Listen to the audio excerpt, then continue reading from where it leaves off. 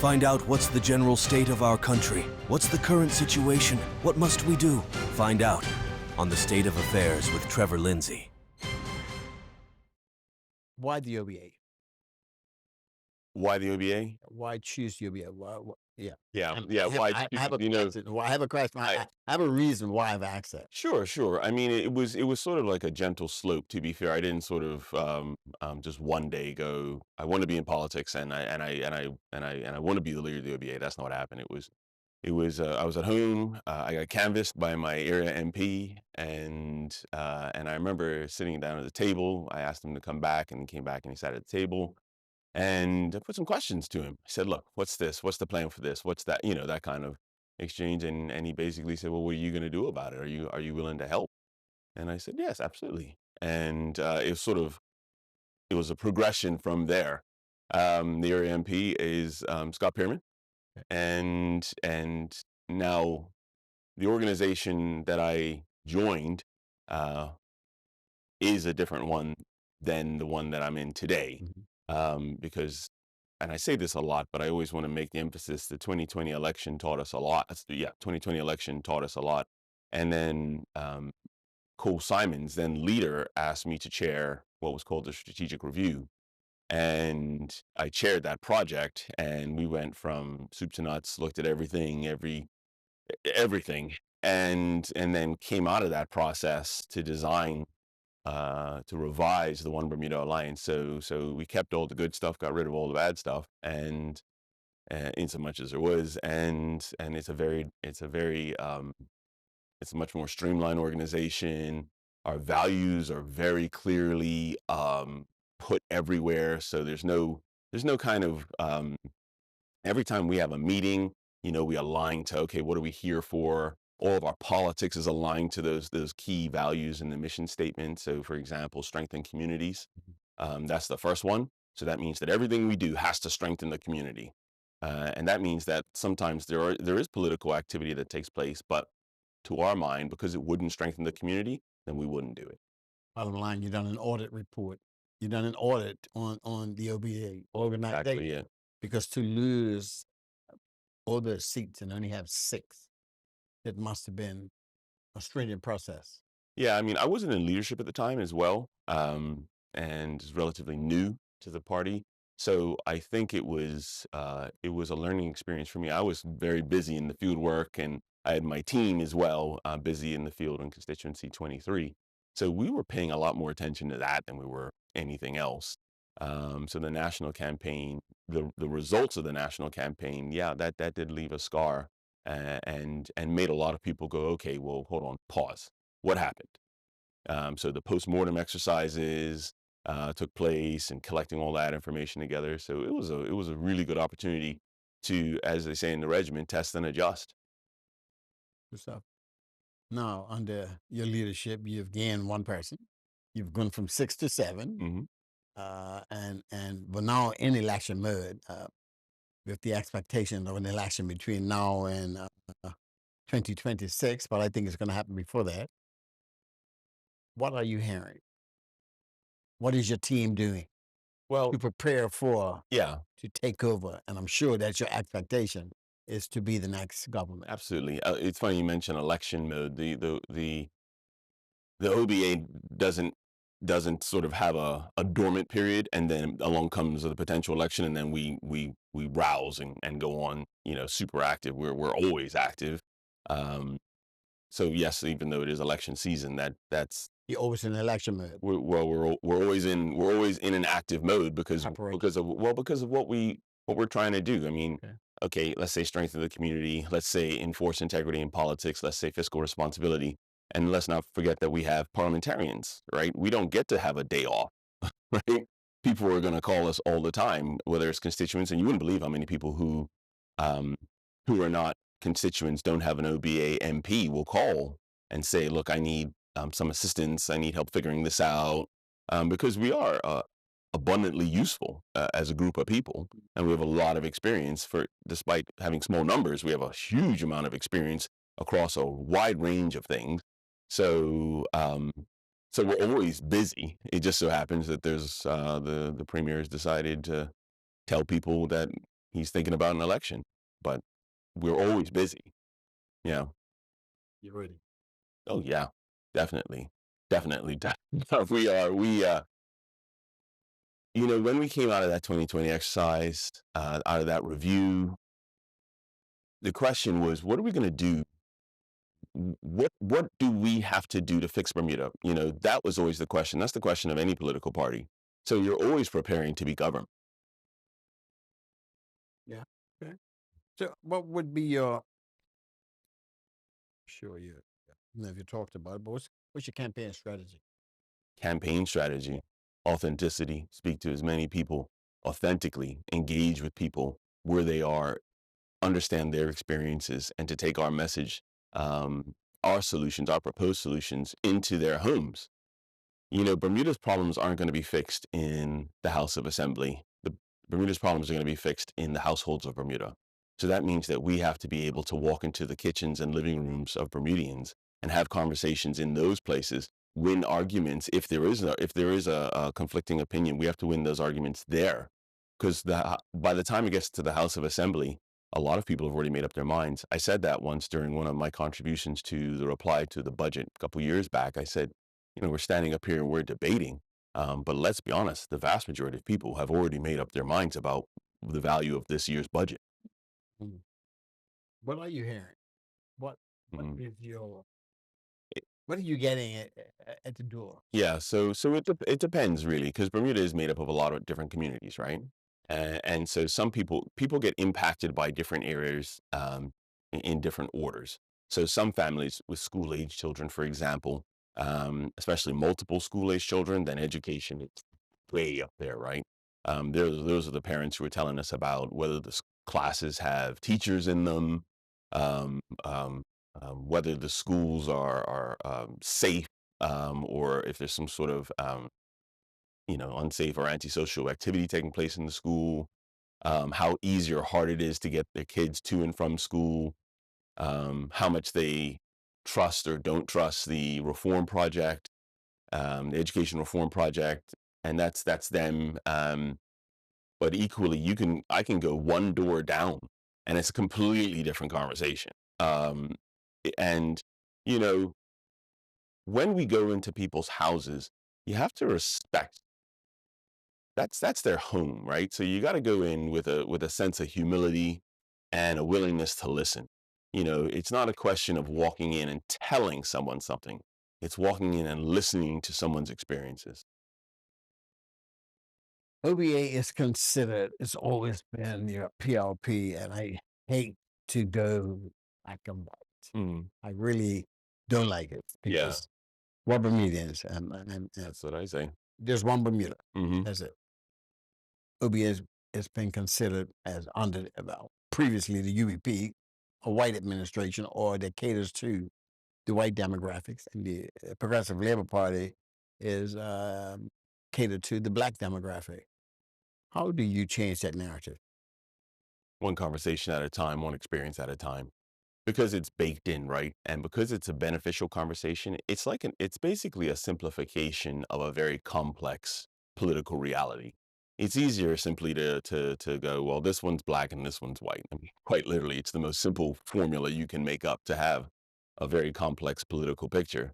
So I can see why people would say that. Also, by the way, there was a time when Bermuda was exclusively black and white, right? That's right. So we have our history, which is naturally negative Mhm. in race relations, and then in order to Even the structures of the parties, how they were built that's what I'm saying. during this time. During those times, everything was built like that, and so then when the Progressive Labor Party started, but let's be clear, it's not as if the PLP was started with only black people um, as um, as those early contributors, or only black people as the only benefactors, the only people who were going to get some benefit from it. Um, but it was predominantly black, and that generation fought back against that machine. I would also argue that there was a lot of people who were not in the Progressive Labor Party who were fighting against that neo-colonial machine, right? Dr. Clarence James and Quentin Ennis and Jim Woolridge. These are all names of people who all were part of the fight to get us to the place we are today. So I know why the conversation is still taking place on a black-white dynamic. But the difference is that our problems aren't you can't color code our problems anymore. I mean, the reality is there's a certain demographic that have, Mhm. there's a separate certain demographic that don't have, and they still are black and white. Some that are better off. I'm not saying in all, but some are better off and some are way worse off. How do we fix What's a that general? where it makes it equal for all? Yeah. So make the whole world equal for all is a perpetual problem that is never ever gonna, like, you can't you can't. One of the problems, for example, with other countries, especially in the 20th century, Soviet Union and China and these places, they tried to say, well, we'll just take the money from everybody and then we'll just divvy it up fairly. And what eventually happens is it all goes wrong. What we can do is create ways to make it easier for people to effectively level up, especially economically. Right now it's so hard to do business in Bermuda, and especially hard to do small business. The fact is that the way that people can get more economically secure is through small business. That's where we get our most of our employees. That's where people can put their time and they can develop businesses, and they get the returns from those investments in time and money. But right now, the people who are having the hardest time doing business in Bermuda are the small businesses. So we're in fact making it so that it's hard to level up in Bermuda, to adjust the dispersal, as it were, of economic resources. So this is a great example where everyone says the Progressive Labor Party government is for the people. Well, if that were the case, and I'm certainly not saying they don't want to be. What I'm saying is it's their actions speak louder than words. Mm. And as long as it's hard to do small business in Bermuda, then it's the facts. It's not true. You're not actually helping the people, because you shouldn't be. You don't want to cut up. How's the saying go? Fish, teach a man to fish versus handing out a fish. We have a great opportunity in Bermuda because we are small, we're closely connected, we're a great community. You know, we have fantastic opportunities to help each other level up. But as it stands right now, the government's standing in the way of that. If given the opportunity during an election, you win the government, what will you do different? You as a leader hmm of the OBA, hmm what will you do different from the 2012, 2017 organization? And I know you weren't there, hmm but you are the head of the same organization. First thing is, don't make promises until we look under the hood. The OBA government, when it first got into power, discovered that it could not pay civil servants. There was not enough money to pay civil servants. That's over 5,000 employees. That's parents who depend on those employees. That's kids who depend on that. Our entire economic engine revolves, especially in our domestic economic engine revolves around that paycheck. And so when that took place, a number of things fell apart, because you can't kickstart all these brilliant projects if you don't have enough money to pay the cashier at government administration building, to pay the crew that's cleaning up the roads, to pay the trash truck guys, to pay the bus driver, to pay the teachers, to pay the police. If you don't have enough money to do that, there's no set of ideas that's going to work. So the first thing we're going to do is audit, is double check everything, the figures, make sure that there's nothing under a rock, because again, our experience is that that is the case. Things will be hidden, things will not be particularly well disclosed. So the first things first is figure out where everything is, and then report that to the meeting people. Here's our actual state. I've heard that saying before, look under the hood. That was the 2012, 2017 slogan. So it sounds like you picked up an old book and you're rehearsing from an old book under the hood. In my profession, I work in regulatory compliance. In many of the things I do include anti-money laundering audits, right? Looking under the hood is not new, is not political. Okay, it's a general statement. It's It's something that's used quite a lot. there is no company, there is no business that would go through a merger, an amalgamation, or a purchase buyout that would not Look on. look under the hood. Okay. So Okay. What do you think Bermuda's biggest challenge is today? we probably have a couple, and they're all interlinked. So our biggest challenge is we're making it very hard for families to be stable because it's hard for parents to make ends meet. So it's sort of, that's what I mean by it's connected. So because people are having to work much harder to get fewer dollars, and those fewer dollars go further, go don't go as far. That means that that family, that nuclear family, is that much less stable. A less stable family means that the kids are not as secure. Um, and that means that they're going to school not as equipped as they could be. We're going into the schools because we have a bureaucratic problem there. That means that we're not supporting the right amount of the right people in the right way. Again, we learned from the Bermuda Union of Teachers that we're missing teachers in certain areas. I mean, and this just keep going in that circle, and you see that it's a vicious circle, and it's a vicious cycle that's putting us down further and further. So it's not one problem; it's that there are a number of problems, and each one feeds the other one. So I suppose if I could say that is the one problem, is that we have a number of things that are all feeding each other, and at some point we have to stop that cycle. Um, and that's gonna be hard. That's not gonna be as this is not going to be like when I conduct an AML audit, where it's just a group of stack of papers. This is why we have to make sure that we have these conversations in the living rooms and in the kitchens, because that's the place where we're going to have to be able to report our findings and to convince people that, hey, this is the best course of action in these circumstances, and to get criticized and critiqued and scrutinized and evaluated. That's the key. How do we challenge? How do we tackle the price gouging in food, grocery stores, landlords? Prices for homes are going up for rental, for Mm, rent.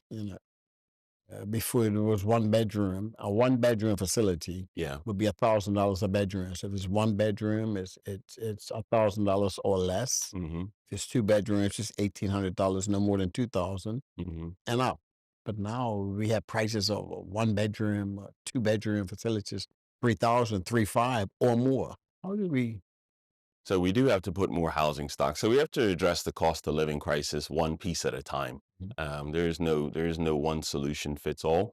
And one of the biggest problems we have, for example, in our housing crisis, is that we've made it very difficult and problematic for landlords to actually rent their properties. So a lot of them have decided they're just not going to rent their properties. So the second they decide not to rent their properties, that means there's fewer properties and the price goes up. Equally, by the way, that means the landlords who are renting their properties are putting the price up, anticipating that they're going to have to fix the place up, might have to go to court, etc., so forth. So that's a great example right there. Um, is making sure that we balance the relationship between the tenant and the landlord. So The laws are outdated when it comes to, yes, yes, and twice on Sunday. yeah. Yeah. In fact, I would argue that substantial portions of our laws are outdated. I mean, our Parliamentary Elections Act is dated, I want to say 1978, and a few amendments along the way, but even our electoral process is old. There isn't a lot of things in Bermuda that has been updated for the modern era. So there's a lot there that we could do. Yeah. I saw that in a by-election, that old time process of counting the votes one by one is. Yeah, and so for people who haven't participated in the count, um, because those who do go into a count room then get very surprised. They're like, "How am I still here? It's been here 3 hours." Yeah. And for those who don't know, for your listening audience, the count is a paper process, right? It's one piece of folded paper, and the returning officer has to open the box, and he picks up one and goes, and then he turns it around and he confirms with two sets or how many representatives are in the room, and each representative has the chance to challenge that, and then he's 1-4, and it's a hand count, and there's rounds of counting, and by the time you get out of it, I mean, we're in 2024. I mean, that's the exact same process that was in 60s. right. So 60s, yeah. so you just sit there going, okay, well, uh, there's plenty to do, and my argument is that because there's so much of that around, we don't even know the potential we have yet, because so much of our resources and time is taken up basically adapting old things to new environments, to the modern age. So we got a lot to clean up there. I mean, I can't wait till the House of Assembly is televised. I mean, this is pretty basic stuff. We can, if we clean up that kind of stuff, then how many how many parliamentarians would, so for example, everyone's aware when we call quorum in the OBA in the House of Assembly. We're calling quorum because we're trying to draw everyone's attention to the fact that people aren't showing up for work. Right? That's what it means when an MP doesn't come to the House. You're not showing up for work. And you get paid for it. That's right.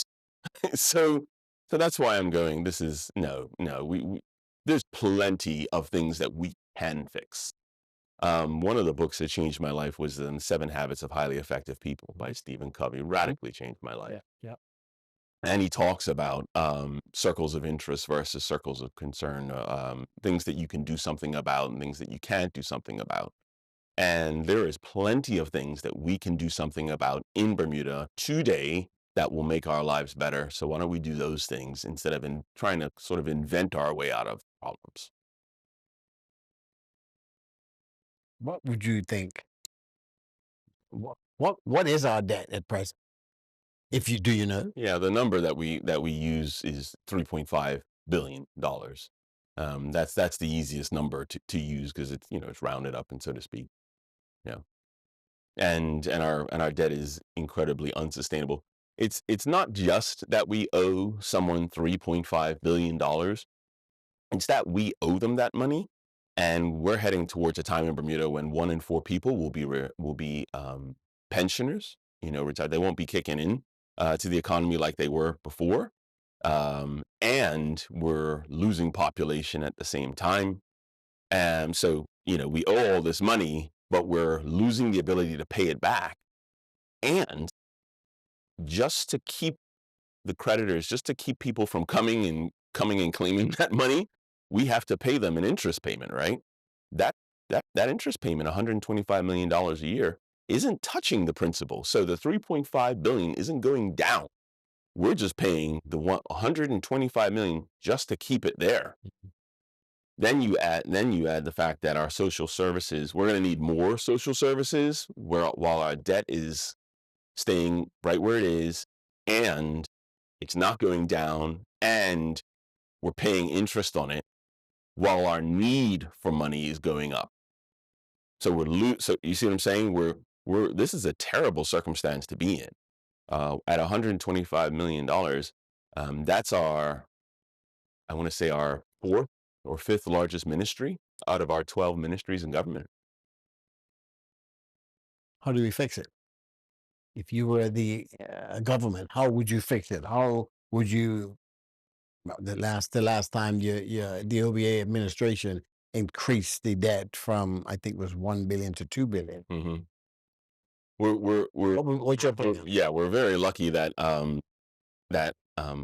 fixing finances is something that isn't new to the world, right? You have to increase revenue and decrease expenses.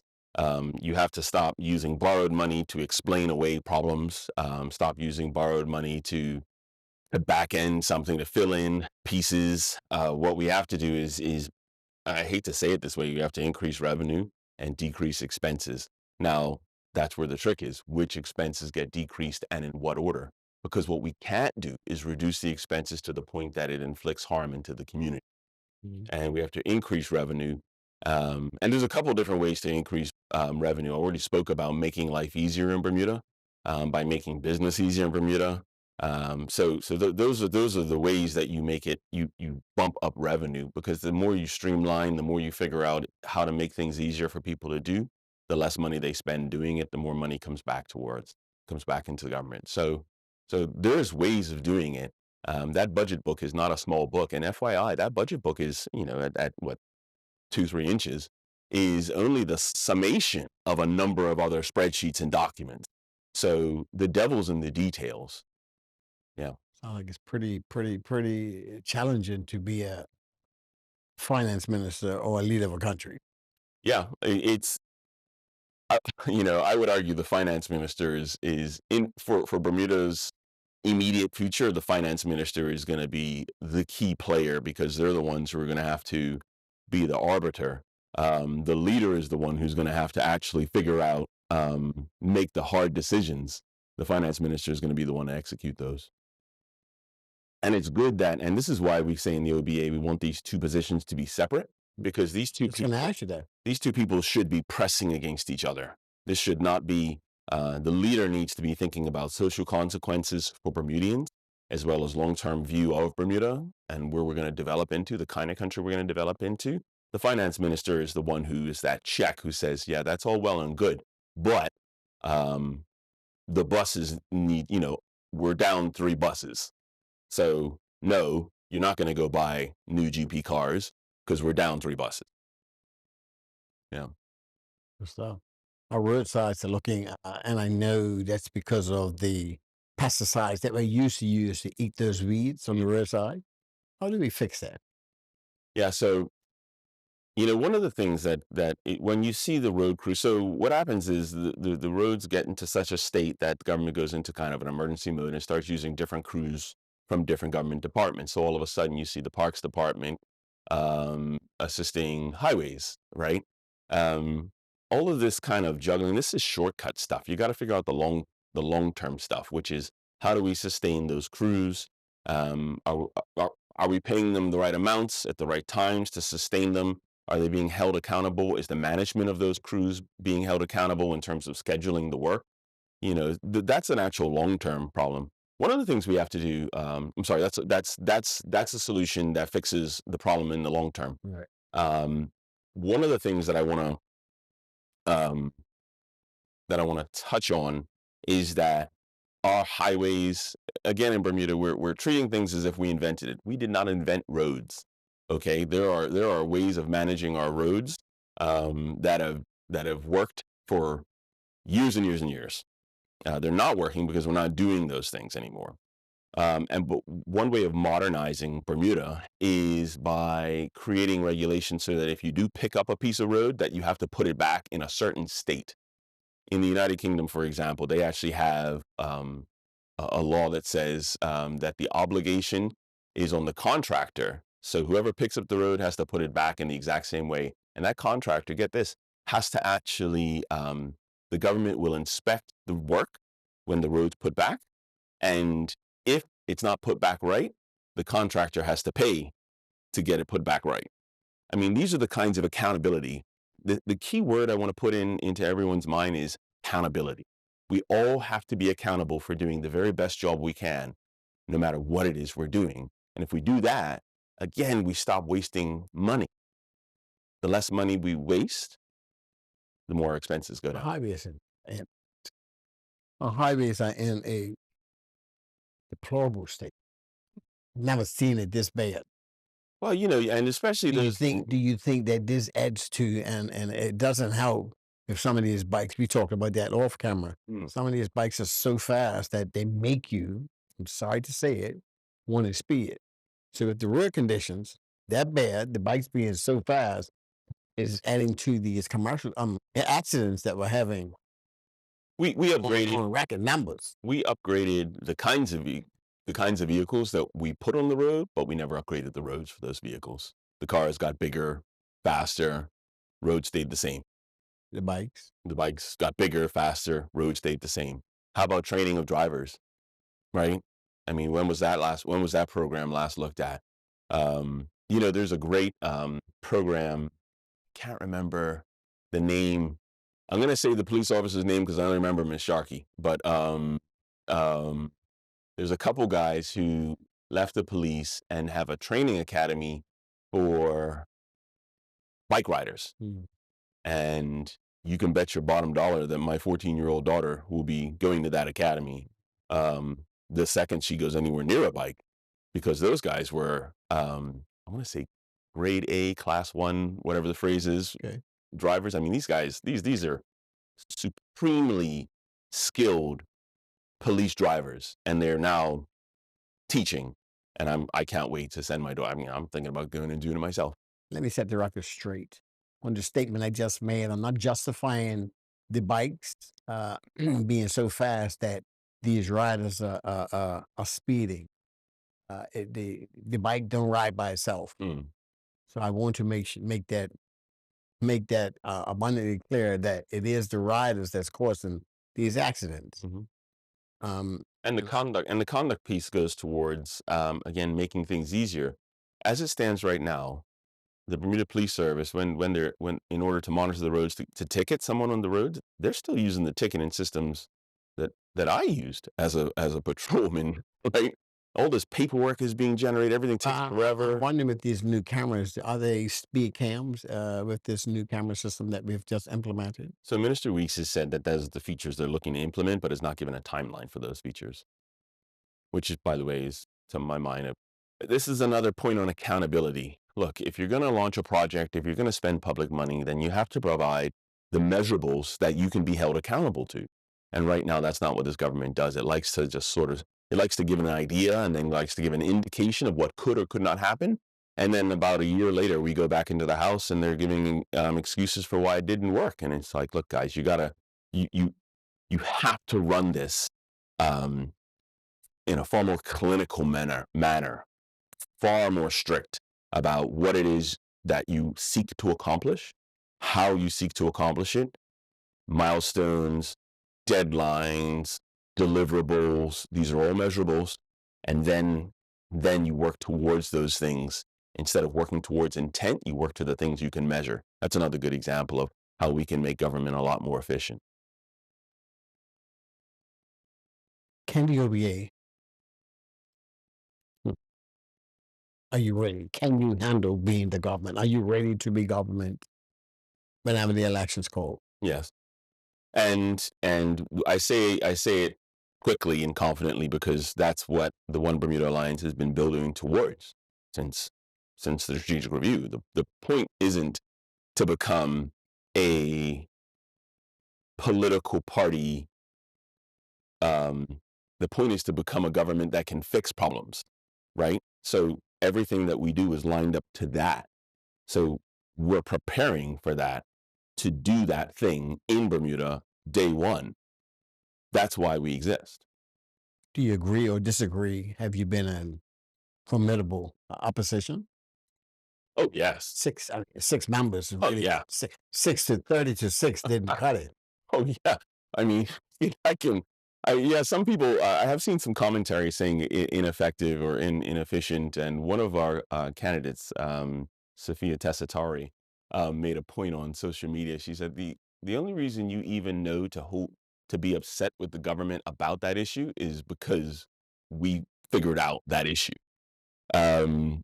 We've done something that hasn't been done in some time in Bermuda, which is use very, very few people and very, very few resources to stand up to an incredibly large machine. The Progressive Labor Party is no small machine. I mean, this thing has thousands upon thousands of members and hundreds upon hundreds of volunteers and millions upon millions of dollars, with a very robust internal culture, and has won the government with those 30 members at that point, with a convincing majority. Although, not to be fair, the seats that they held were won by a handful of votes. So I wouldn't say they had a mandate as much as they would like to say that. And they have a $1 billion government. to back, and they're not shy about sending out political messages via the government machine. So this plucky 6 group, now 7, stood up against, especially given that at the time a lot of people ran away from standing up to the government. People who are vocal now were crickets for the first 2 years. It wasn't until we started effectively boxing above our weight that I noticed that people then decided to chime in and participate The again. numbers of those that didn't vote during the 2020 election. If 5,000 people had voted, 5,000 more people had voted for the One Bermuda Alliance, the One Bermuda Alliance would be the government today. So 46,000 registered voters, 5,000. The numbers in Bermuda are not huge numbers. It doesn't take a lot to win a seat in terms of majorities. Seats are won and lost by 4, 6, 9, 12, 20. That's, those. So a person's willingness to participate in the political process will change a government. There's no question about that. What are your people saying? Which one? Well, so What are your potential voters are saying? Well, even still, you Mhm. still have to win some of the PLP supporters. Mhm. And Well, I don't. how does that look? Well, I just want to push back on the phrase of PLP supporter, OBA supporter, because again, I think it's just too neat. I think the vast majority of people in Bermuda are open-minded, willing to look at both parties. And then again, you got some that are staunch supporters of just the OBA and just PLP.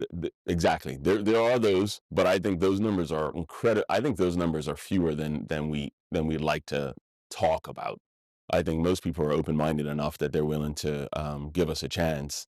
And when you say, and so I just want to push back on the supporters, but also when you say our people, the One Bermuda Alliance is made up of a number of different people. We just agree that there are a certain set of principles that go ahead of party politics.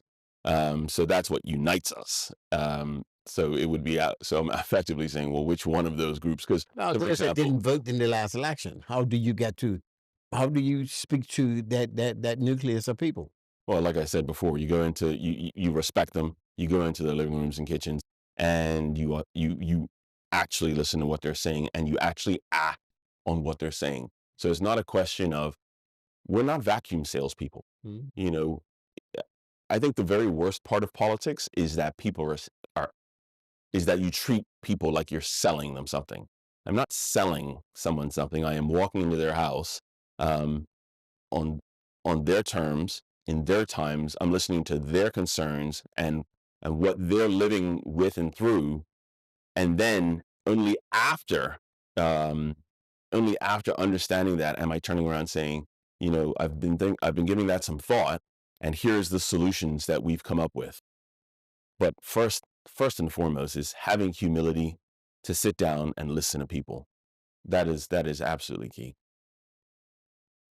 You do have 30, what is it? How many? You have 36? 36 seats. Yeah. Oh, 36 seats, 36 candidates. Yeah.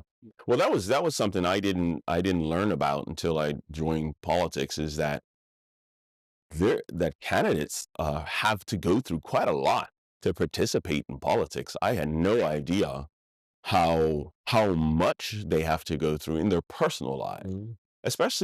especially non-career candidates. Mm. So it's those people who are coming out of the woodwork going, actually, I'm not willing to stand by anymore. And what that means to their life, their lifestyle. They especially in a place, if they have a little business, how much will that impact their business? If they have government contracts, how much will that impact the government contracts? Even if they work in these big companies, well, how much are their companies going to support their time? Politics part-time, right? So, or their families. I mean, some people are going through incredible family trials. Turmoil. Yeah, and so they got to be there for their kids. They got to be there for their parents. We live in a sandwich generation where a lot of us are supporting our parents and our kids, and they're sandwiched in the middle, right? So how does that person get the time to go canvass hundreds of hours? right? So and so people do come in, and circumstances may change, and they may have to take a step back for a minute, or someone may come in and their circumstance and they arrange their affairs so that they can just 100% commit to it. People come at this in very different stages of life, and one thing I can now look at is any person who runs for political office. I just think, wow, that's you stepped into something that is not straightforward, easy, and they have my respect for that. What's your strategy right now? I don't want you to really reveal everything, but you do have Yeah. a strategy because you got, look at the map and, I can possibly grab this seat. I can grab that seat. I might be. What type of strategies do you do as a leader hmm to, in your case, overthrow this administration? Yeah. Yeah. Overthrow this administration. Yeah. I to use We're that just word. yeah. Yeah. Well, it's You gotta we're you gonna gotta do something. we're gonna win the election. Right. We're gonna win the election. We're gonna put forward our ideas, and those, because those ideas are better and our candidates are better, then we'll gain people's confidence. Now, how we do that, I'm not gonna obviously not gonna talk about on TV. But there is a way to go to make sure that we're paying a lot of attention in certain areas, and yeah. So it's really about confidence. Can we do we have a person's confidence? Do we have a person's support? Mm. That's that's the swing factor. Um, I have to. One of the things that I would love it if we got back to in Bermuda is if we stopped having the politics of charisma and went back to the politics of competence. I really that one is a biggie for me. Explain. So basically, it's not a question of. I think that we should value politicians who are accomplished and who we know can accomplish things. People who aren't scared of hard problems, people who don't kick cans down the road. That quality of politician, I don't think we see that as much as we used to. Mhm. I think we see far more politicians now who are sort of, they're kind of like cheerleaders. They kind of, they got pom poms and they run around and they can cheer, they can do that, but then, you go into the House of Assembly and you say, okay, I see what you're doing here, Minister. Where's your feasibility report on this? And you could tell that no one's written one. You could tell, okay, that's great. What's your cost estimate? I mean, I remember one of my earlier debates, I'd asked about the impact of a piece of legislation. I said, well, what's the impact going to be into the community regarding this specific provision? And the substantive minister turned to me and said, well, I don't have a crystal ball. And I remember thinking, it's not about crystal balls, it's about projections. It's about estimates. It's not a crystal ball. Couldn't believe that's what his reply was. Um, that told me that no one had actually thought through what the impact would be in the community. That's gotta stop. 2 weeks ago, the premier presented the throne speech. Mhm. A lot was in that throne speech. They spoke about housing, looking to negotiate, especially a lot of derelict housing. But as I heard that statement, a lot of these derelict housings are now caught in families fighting in court. What do you call land law? Well, they're caught in a number of different circumstances, Yeah. but so one that the government can actually fix is the probate issue, Okay. which means moving the house through the family in terms of someone's passed away, and now this house becomes that's going to be inherited by how many different people and all that kind of thing. There is an administrative process that we are currently not doing well at. That means that these houses are getting locked in that. Mhm. And so they're becoming derelict because they're locked in that legal state. And that's why you have the derelict houses. So when I heard in the throne speech, the idea was, well, we're going to go seize those derelict houses. I'm like, well, you're the one who made them.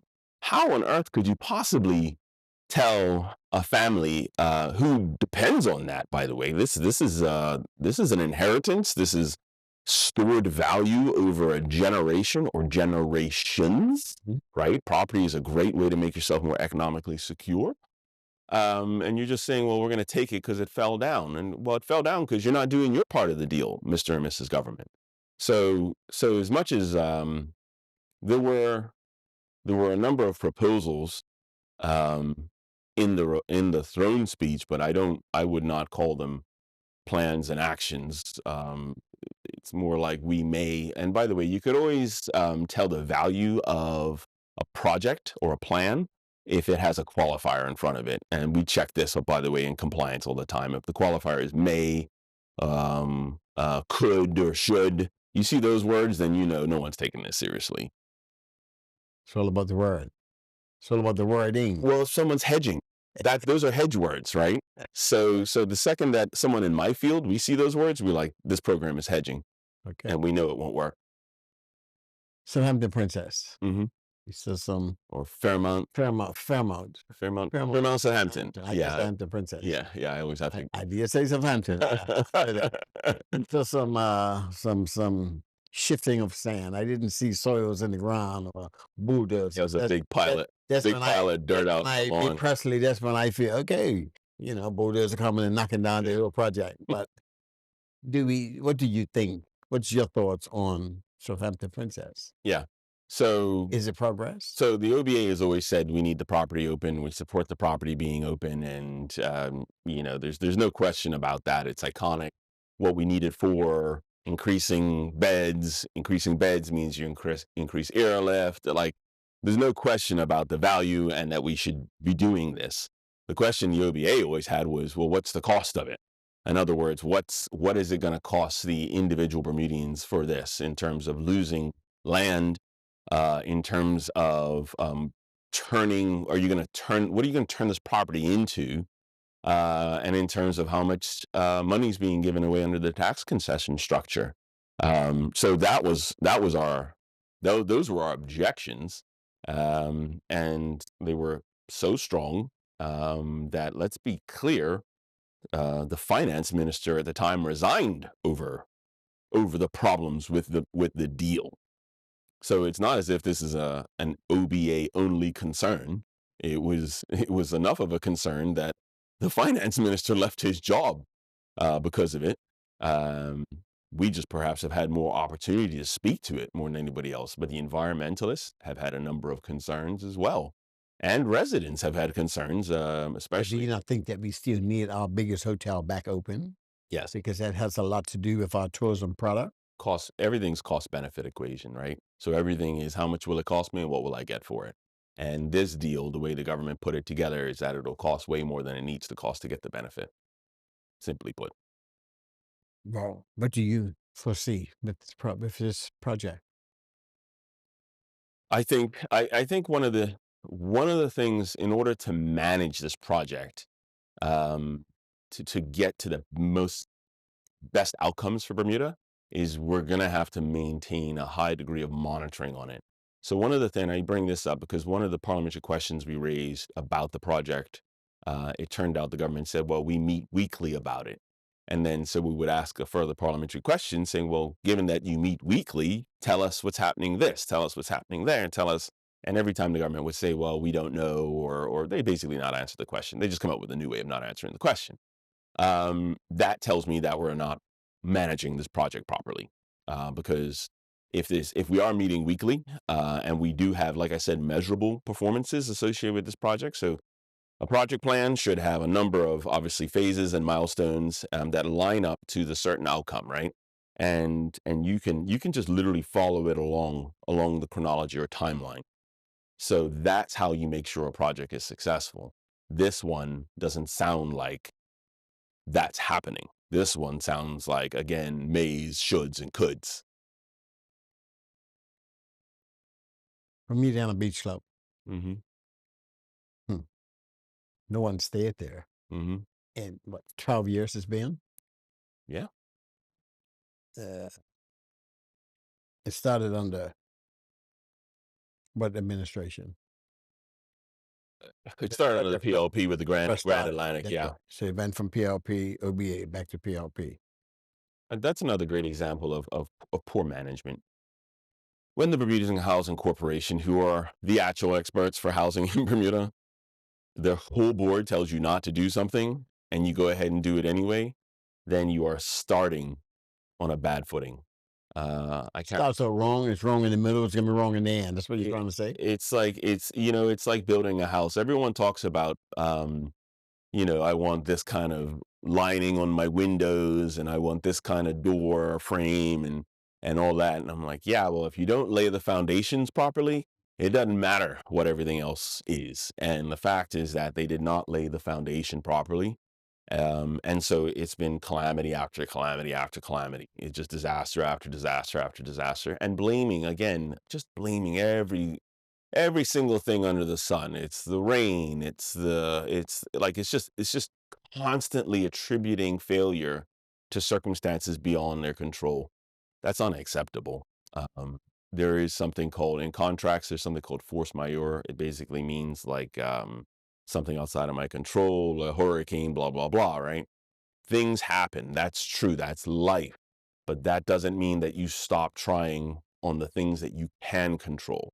And the fact of the matter is, um, it wasn't that people didn't want Black people living on South Shore. That's not what the problem was. And blaming that is that's just a shallow attempt to distract from the core issues on that project that should have been fixed.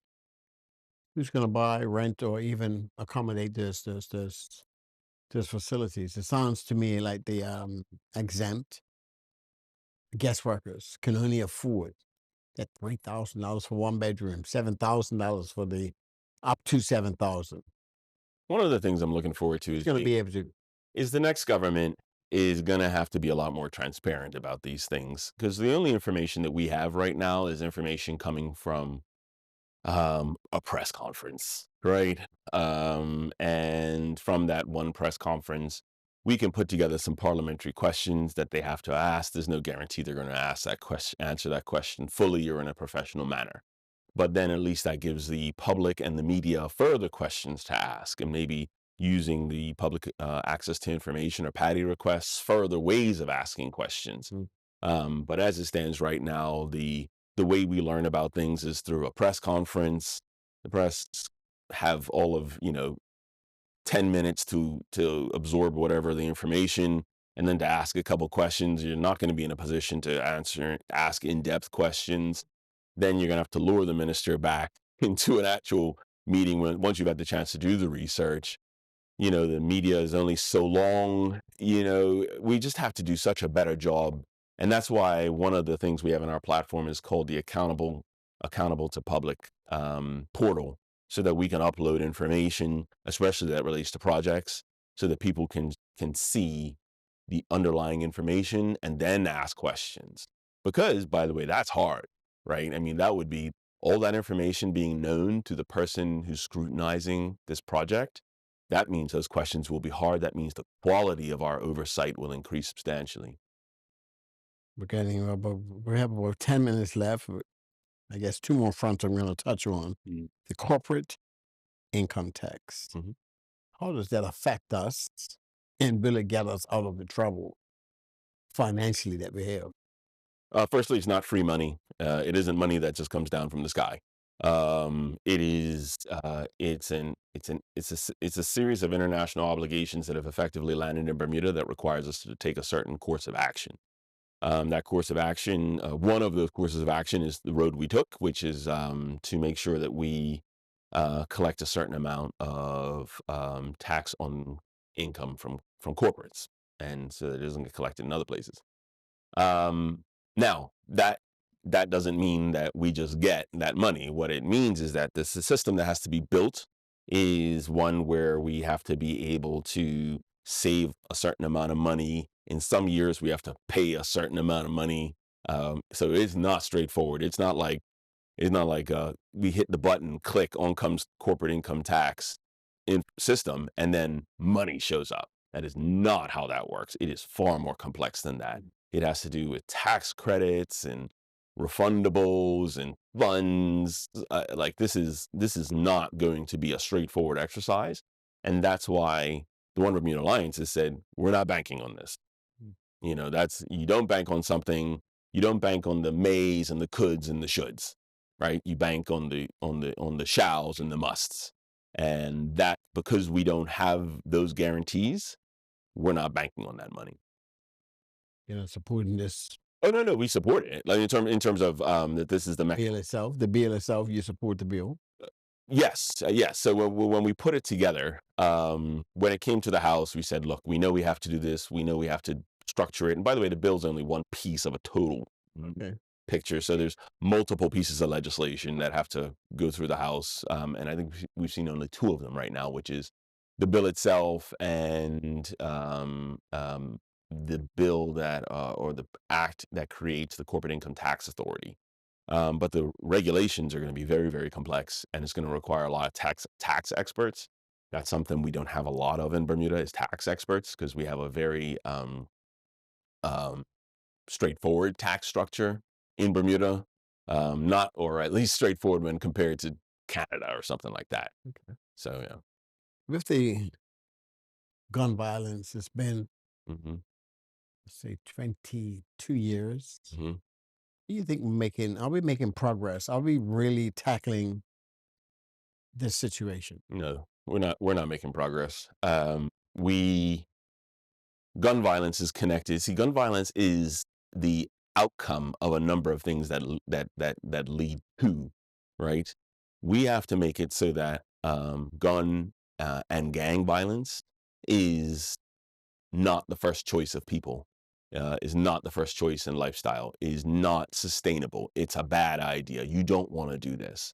And unfortunately, we've created a Bermuda where a number of people, citizens in Bermuda, don't view it that way. They view that as a good option. And people see they see the options and if they think that's a good one, then they're going to take that good option, which is resulting in further deaths in our community, further violence in our community. So what we have to do um, is going to be very, very hard. Now, with that being said,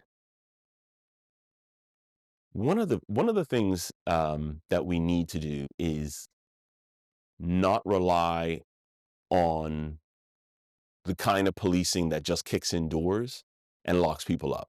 We need the kind of policing that is in the community and gets ahead of the problem. A police service has to prevent and detect crime, but we only think about police in the detect part of the equation. We don't think about it as the prevent part. What's the prevent part? Remember that school bus that used to go around? That's the prevent part. Letting kids know that police officers are actually friendly and we're here to help. Not me anymore, but the school's resource officer, making sure that they're constantly involved, making sure that the parish constables have the opportunity to develop the relationships in the community so that people can trust them, right? That's what broke down was the trust between the community and the police. That is a huge, huge piece right there. But also increased was the disrespect. And a lot of people, a change in our lifestyle and our behaviors cause people to disrespect people in all ages, Yep. in all different demographics. So look at our values. Look how, but by the way, Bermuda has become a radically different place than the one we grew up in, right? The Bermuda we grew up in had very, very active sports clubs and community clubs. And when you have an active club, that means you have lots of volunteers. Lots of volunteers mean many hands. Many hands mean it's easy to paint the outside of the building, right? Because there's that many people around that someone goes, I'll do it. I'll get on top of that. Our lodges and our friendly societies were far more populated, far more people, and that meant, I mean, remember when we used to have club hands? And what other organizations? Oh, churches. We just had so many pieces of our community that were thriving and busy and pulsing and active and fish fries and potlucks and things like that. That it built that community. I grew up on White Hill. I used to go ride my bike into Somerset. I didn't get back home till I got in trouble a lot. Um, but I just used to leave and then come back. You know who fed us as kids? It was just some parent. Yeah, neighbors. It was just The neighborhood. the neighborhood. It just worked that way. And Bermuda, for us to navigate our problems isn't just top down. Government needs to come up with sophisticated solutions and invent our way out of it. Government needs to get back to basics and make sure that communities can thrive again. That way, if someone says, look, I just need to put up a fence here because the kids are playing right here and it makes it easier for this, that, and the other, that they don't need an architect to put up the fence. Actually, we've had a lot of people, another Bermudian leave Bermuda. Mm-hmm. Yeah. Do you ever think we'll be able to draw them back? Or you think that's a done deal? It depends. It depends on why they're out there, right? Economically, Yeah. can't afford to live in Bermuda. Yeah. Health issues. One of my aunts came back to Bermuda real fast, Pardon you me. know, give it a shot. And she took a picture. She put it on the family WhatsApp. She took a picture of this loaf of bread, Yeah, cinnamon swirl bread, and yeah. she said basically peace out. And she said, "This I can't do this." $6, $7. Honestly, the number was so high it was eye watering. I can't remember it, but it was. Social media the other day, they had a large container of Quality Street, $77 at one of our local popular grocery stores. How did we get to that, and how can we stop this? How does the government stop or regulate this bad behavior, this price gouging? We started with that, and we're going to end with it. How about this? I saw on social media a picture of big thing of watermelons selling, and one of my mates had told me he grew up when he was growing up. They had so many watermelons on the farm that like a lot of them got wasted. Yeah, right. Yeah. So as much as we keep talking about, let's tell the grocer what to do, what to price that watermelon for. Why don't we enable the farmers to grow more watermelons in Bermuda and let them sell their watermelons? Much more to talk about. We're running out of time, but we want to thank OBA leader, the One Bermuda Alliance leader, Jarion Richardson, for gracing us. Thank you for mine. Thank you for appearing here on State of Affairs, and he will be back. Like I tell you, we are now in that election mode, and we're going to rev it up, and you're going to see much more of these type of individuals on our show. Mr. Richardson, thank you. Thanks, Trevor. I appreciate it. Appreciate it. Thank you for joining us, and stay tuned for our next program. Find out what's the general state of our country. What's the current situation? What must we do? Find out on the State of Affairs with Trevor Lindsay.